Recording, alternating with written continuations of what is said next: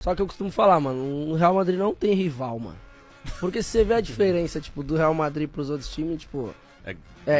todos eles, nosso maior rival é o Real Madrid. Só que, tipo, a gente tá nem ligando pra eles.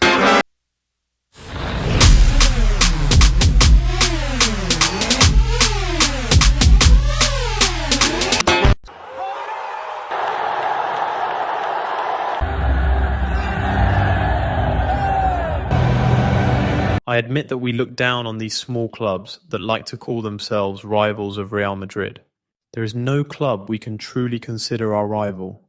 We are far above all of them, not even Barcelona. Rodrygo made this confession on a podcast in Brazil. In his view, Real Madrid have no rivals because they are the biggest winners of everything, every year. That really is the impression they try to project. For a club that considers itself without rivals, Real Madrid would be the supreme Galactico club, winning every match they play and every competition they enter. However, that is not reality. Even against Elche, Real Madrid struggled and only won thanks to help from the referees, as they do in almost every match they play. Penalti en esa última jugada. Y habrá que ver la repetición. Even in the Super Cup final against Barcelona, they tried to rob us, and you'll understand everything shortly. Rodrygo, aren't you ashamed to make this kind of statement? This arrogance of thinking you're still the greatest belongs to the past. The 15 Champions Leagues you brag about do not make you the giant of Europe you're trying to appear to be. 3 were won beyond any doubt, and the other 12 are, at the very least, highly questionable. If the competent football authorities were to conduct a thorough investigation into those 12 Champions League titles and allow a judge to decide whether those trophies were truly fair, you would lose in court. Those 12 champions obtained through theft would be stripped. That would mean that in the end, Barcelona would have more Champions League titles than you, 5 to just 3. That doesn't make you bigger than anyone. The difference between your statements and Lamin's is simple. Lamine knew exactly what he was saying because he spoke based on facts. You steal, then you complain. You, on the other hand, don't even know what you're talking about. Do you know what Javier Tebas said during the Europa Press sports breakfast, Rodrygo? It seems you don't bother to inform yourself about what's really going on and then start talking nonsense. Tebas stated that... El caso Negreira. Cuando el presidente del Real Madrid dijo que el problema más grave que había tenido el fútbol español respecto a la integridad era el caso Negreira, no. No es verdad. El problema más grave fue la compra de partidos que tuvimos durante la temporada 2008 a 2013. En este país se compraban los partidos. Y entre todos los clubes lo solucionamos, se compraba para ver o se intentaba para mantenerse en la categoría. Y muchos de los de aquí presentes lo saben, que eso ha terminado y terminó. Y eso fue lo más grave. ¿Y cuál fue la postura de Florentino Pérez y de sus dirigentes? Mirar a otro lado. Solo le recordaré, porque más datos no puedo dar, ellos lo saben. Año 2010, caso Borugal, conversaciones telefónicas intervenidas a Enrique Ortiz, presidente del Hércules, donde aparecía la compra del partido. ¿Qué pasó después? ¿Quién miró a otro lado? ¿Quién no estuvo apoyando la apertura de un expediente disciplinario al Hércules? Se lo pregunten al Real Madrid para que conteste. Cuando el problema tuvimos el más grave, no estuvo. Ahora con la integridad, ahora vamos a hablar del caso Negreira, no es de recibo que hoy tengamos que oír en una asamblea del Real Madrid que el penalti del domingo pasado, que no le pitaron a favor, si fuese penalti o no, no lo sé, fue por culpa de Negreira. Es que no puede ser, no es de recibo. Y hoy los árbitros serán buenos, malos, tendremos nuestra opinión, habrá que modificar, habrá que cambiar. Pero no son corruptos, ni están manipulados, ni arbitran a favor del Barcelona, ni muchísimo menos. And what was Florentino Perez's stance? Turning a blind eye. He also said about the Real Madrid president, either you're with him or against him. It would be easier for me to get along with him, get invited to the VIP box on weekends, and collect my paycheck. But I wasn't elected to be comfortable. I was elected to say what I think. They want to destroy football. This is coming from the president of La Liga, and that is extremely serious. During those Champions League years that Real Madrid won, how many times did Perez invite top UEFA officials to his VIP boxes, Rodrygo? What deals were struck in those elite meetings to benefit Real Madrid? Laporta has already publicly challenged for an investigation into Madrid's so-called golden trophies, and that could trigger the biggest scandal in the history of world football. A lot could come to light, because for years there has been clear refereeing favouritism toward Real Madrid in the Champions League, and at the same time constant injustice against Barcelona. Just look at what happened in the match against Inter Milan. Coincidentally, Real Madrid were already back home, sucking their thumbs. So it's only natural that Florentino Perez would make a malicious phone call to try to influence events. The Spanish Super Cup, held in Saudi Arabia, was marred by refereeing issues, most notably the complete absence of VAR reviews across all 3 matches of the tournament. Not even during El Clasico was there a single on-field review, despite several controversies. Some of Manuel Montero's decisions were questionable, and Flick's Barcelona clearly felt hard done by.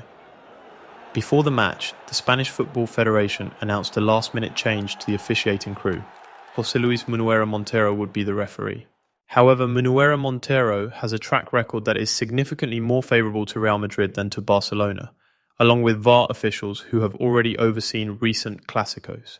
The numbers were striking. While Barcelona have 18 wins in 28 matches officiated by Manuel, Real Madrid have 16 wins in just 22 matches, with a win percentage 16 points higher.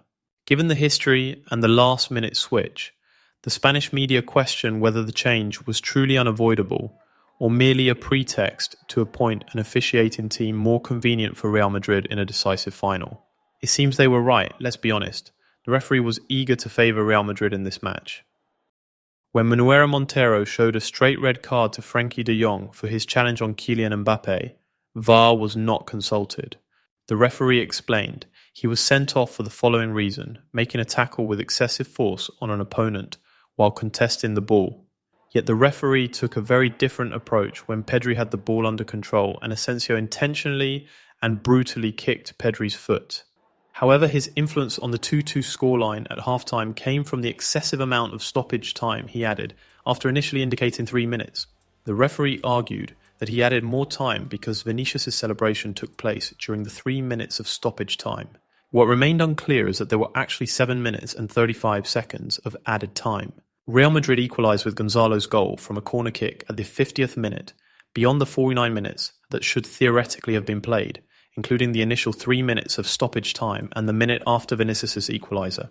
The addition of 7 minutes and 35 seconds of stoppage time was simply incomprehensible. The protests from Barcelona's players before heading to the locker room were more than justified. He did the same at the end of the match. After initially indicating 5 minutes of stoppage time, the game ended at 90+7. Camavinga brought down Lamine Yamal at the edge of the box. Manuel Montero defended the decision but did not show the Frenchman a yellow card. It was a foul that clearly deserved a booking. He also called a foul by Bellingham on de Jong inside the box, but again failed to caution the Englishman when Frenkie entered the area. On a counter-attack, Carreras could only stop Lamine Yamal with a foul. Munuera showed him a yellow card, which would have been his second at the 21st minute. He would have received another one when the referee ignored a yellow card for Carreras, who intentionally stepped on Lamine's instep to intimidate him, showing that he couldn't try to dribble him. In midfield, Pedri stopped Rodrygo's run by pulling him by the shirt. The referee applied the rules correctly and gave him a yellow card, something he didn't do with the Real Madrid players. It was predictable that he was desperate to steal a win from Barca to please Florentino Perez and get invited to sip Orange Red Gold Series in his VIP box. But unfortunately, his attempts were thwarted by the Super MVP Rafinha, who secured the victory for Barcelona, leaving him on the plane with Flick, Laporta and company drinking Spain's finest wine. Orange Red Gold Series, while Manuel Montero, Vinicius, Bellingham, Mbappe, Rodrygo and the rest drank water. Not long ago, Rodrygo was crying about constantly being benched, and now you think you have the historical knowledge to make that awful statement. Even if it were Lamine saying it, I wouldn't agree with him and would still be here giving my opinion, because both clubs are historically rivals. Real Madrid and Barcelona have faced each other a total of 263 times in official matches. Madrid leads with one more win, 106, to Barcelona's 105 and 52 draws. Real Madrid has a total of 105 official titles, surpassing Barcelona's 103 by 2 titles. If that isn't rivalry, I don't know what is. Tell me in the comments what you think it means. Of course, Rodrygo, who doesn't read probably, has some far-fetched, illogical explanation to justify it. Historically, Real Madrid and Barcelona are eternal rivals. Rodrygo, in his free time or before bed, should read more about history. Go study. Read more about football history and about the club you represent. I seriously doubt you know Real Madrid's true historical record. Those statements were extremely unfortunate, and it's no coincidence that Messi confronted you. Henry commented on Xabi Alonso's dismissal and indirectly responded to Rodrygo's arrogance. Xabi Alonso is coaching a bit too much for some people and not managing enough. I don't personally agree with it, but that's the way it is. You know, like I can repeat again, Gareth Bale was sitting there and was telling us that at Madrid, what you need to do is to manage players. It's not the same as managing Bayer Leverkusen. You have to manage egos, players, all that kinds of stuff. It feels to me like it's different to Barcelona. What is different about Real Madrid? Because they have the same level of players. It is different. At Barcelona, they create coaches. So they have a style of play that they need to respect. You don't match that, you're not going there. Same at Madrid. It is a different approach that the president has said, as Guillaume said, that is 90% players, 10% coach. They need to be allowed to take control. Sometimes ego gets in the way and things get complicated, he concluded. Rodrygo's statement is an example of the ego that Henry sees at Madrid, which they need to change in order to succeed, again, unlike Barcelona, which has a well-defined cultural structure that players are expected to follow. 90% the coach, 10% the players. That's how it should be, and it prevents players from acting arrogantly, like Rodrygo did, trying to dismiss his rivals. Now Barcelona is showing its response on the field. The facts are this. Barcelona's midfield is better than Real Madrid's, and Garcia is starting in the midfield. I'm gonna say it one more time. Barcelona's midfield is better than Real Madrid's midfield, and Garcia is starting in Barcelona's midfield. You need to invest heavy in unbelievable top midfielders in world football, because at the moment, Madrid does not have a best-in slot in the midfield. Pedri is better than any of their midfielders. Vitinha is better than any of their midfielders. You do not have a best-in slot, and you are Real Madrid. So Vinny and Mbappe can work together if they invest heavy in a good midfield. WL take, chat. The facts are this. Camavinga's not proven. Tchouaméni's not proven. Jude Bellingham had one incredible season for Real Madrid. Só que eu costumo falar, mano, o Real Madrid não tem rival, mano. A gente tá nem ligando pra eles. You think Barcelona gives a fuck about who's playing the midfield? They have a Garcia playing the midfield, bro. That team is playing for Barcelona to succeed, not for Lamine Yamal to succeed, bro. That team doesn't want Lamine Yamal to score 91 goals in a season. That team wants to win La Liga. Real Madrid, they just want to win a Ballon d'Or. Vinny's like, I'm going to prove to the world that I deserve a Ballon d'Or. I deserve to be on that stage. That should have been my Ballon d'Or. Who the have you proved it to? You proved it to me you didn't deserve to win it. You proved to me that they got it right. With all due respect, Vinny, you proved to me over the year, half a year and a half, that they got it right. That you never deserved that Ballon d'Or. Double L take, chat. You kind of proved it to me. You proved that maybe you didn't deserve it.